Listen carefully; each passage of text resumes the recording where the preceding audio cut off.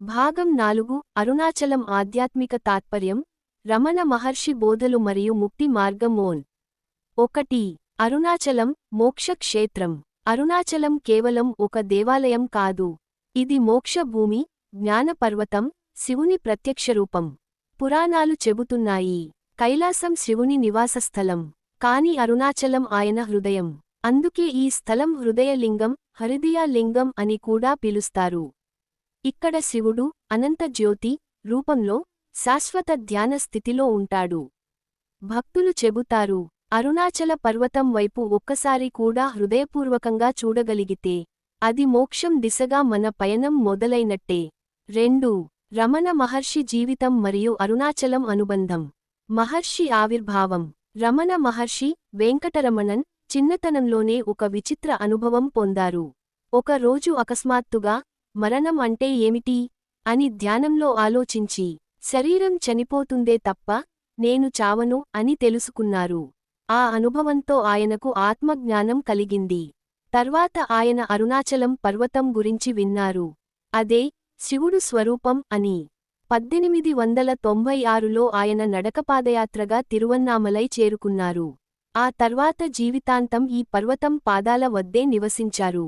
3 రమణాశ్రమం.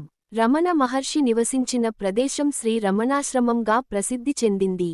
ఇక్కడ నిత్య ధ్యానం, భజనలు, వేదపఠనాలు జరుగుతాయి. ప్రపంచం నలుమూలల నుంచి వేలాది భక్తులు రమణ ఆశ్రమానికి వస్తారు. ఆయన చెప్పిన ప్రధాన బోధ ఆత్మ అన్వేషణే ముక్తి మార్గం. అంటే నేను ఎవరు, హూ యామ్ ఐ అనే ప్రశ్నకి సమాధానం శివుని దర్శనం. 4 అరుణాచల రమణ మహర్షి బోధల్లో. రమణ మహర్షి తరచుగా ఇలా చెప్పారు, అరుణాచలం అంటే అహంకారాన్ని దహించే అగ్నిలింగం. అరుణాచలాన్ని దర్శించటం, దాని గురించి ఆలోచించడం, దాని సమీపంలో నివసించడం, ఇవన్నీ ముక్తి ప్రాప్తికి సమానం.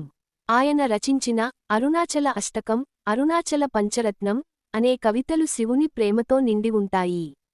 ఒక ప్రసిద్ధ శ్లోకం, అరుణాచల శివ, అరుణాచల శివ, అహంకారమనే పాపాన్ని దహింపుము. 5 అరుణాచలం ధ్యాన తాత్పర్యం. అరుణాచల పర్వతం మన హృదయంలోని ఆత్మజ్యోతికి ప్రతీక. శివుని అగ్నిజ్యోతి అనేది మనలోని చైతన్యం. అందుకే అరుణాచలం దర్శనం అంటే బయటి పర్వతాన్ని చూడడం కాదు, మన అంతరంగ శివజ్యోతిని గుర్తించడం. రమణ మహర్షి చెప్పారు, పర్వతం మనకు మౌన బోధ చేస్తుంది. మాటలేమీ అవసరం లేదు, దానిని చూసేంతలోనే శాంతి ప్రసరిస్తుంది. 6 ముక్తి మార్గం ఆత్మవిచారణ. రమణ మహర్షి బోధలు చాలా సులభం కానీ గంభీరమైనవి. ప్రశ్న, నేను ఎవరు? సాధన, ఆలోచనల మూలం వెతకడం. ఫలితం, ఆత్మసాక్షాత్కారం. ఆయన బోధలు చెబుతున్నాయి, అరుణాచలం వెలుపల కాకుండా మనలో ఉంది. మనలోని శాంతి, జ్ఞానం, ప్రేమ అవే శివుని స్వరూపాలు. 7 ఆధ్యాత్మిక అనుభవాలు. భక్తులు చెబుతారు, అరుణాచలం పర్వతం వైపు చూడగానే మనసు ప్రశాంతమవుతుంది. గిరిప్రదక్షిణలో శివశక్తి అనుభూతి అవుతుంది. దీపోత్సవ సమయంలో జ్యోతిని చూసినప్పుడు కన్నీళ్లు వస్తాయి, అది ఆనందబాష్పం. ఈ అనుభవం మాటలతో వివరించలేనిది. దీని వెనుక ఆత్మస్పర్శ ఉంటుంది. 8 అరుణాచలం మౌన గురువు. రమణ మహర్షి అరుణాచలాన్ని ఇలా పిలిచారు, మౌన గురువు. అంటే ఇది బోధించదు, కాని తన సమీపంలో ఉన్నవారికి శాంతి, జ్ఞానం, ఆత్మసాక్షాత్కారం ప్రసాదిస్తుంది. ఆయన చివరి మాటలలో ఒకటి, నేను ఎక్కడికి వెళ్ళను, అరుణాచలం నా రూపం, నన్ను ఎవరూ వదలలేరు. ఇది వరకు భాగం 4 తనిఖీ గుర్తు బటన్, సుమారు 1000 పదాలు. తదుపరి భాగం కుడి చూపుడు వేలు. భాగం 5 అరుణాచల యాత్రా మార్గదర్శిని మరియు ముగింపు, మోక్ష తాత్పర్యం, చిన్న చిన్న మెరుపులు.